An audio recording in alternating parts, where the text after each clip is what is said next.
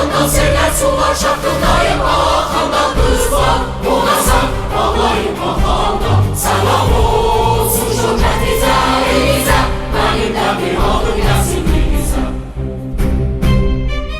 Eğer baba kentliklerin uçanda göl dibinden doşandan kırbaçanda bahçelerin çiçekleri başanda bizden de bir mümkün olsa yanına açılmayan yürekleri şad ile. Bayram yeli çardaqları yıxanda, Novruz gülü qar çiçəyi çıxanda, bulutlar köynəkləri sıxanda, bizdən də bir yad eləyən sağ olsun. Dərdlərimiz qoydu gəlsin, dağ olsun. Eğer baba gün dağını dağlasın, yüzün gülsün kulakların ağlasın.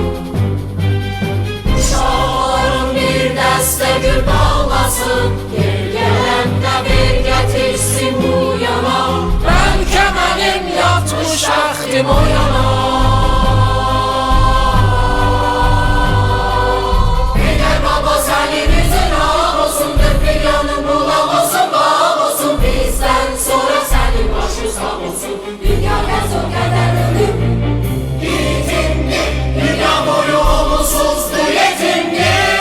Heydər baba yolum səndən kəc oldu, ömrüm keçdi gələnmədim gec oldu.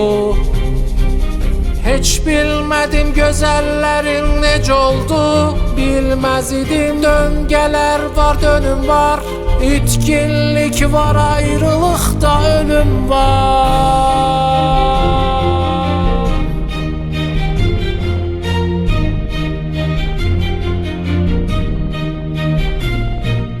Eğer baba yol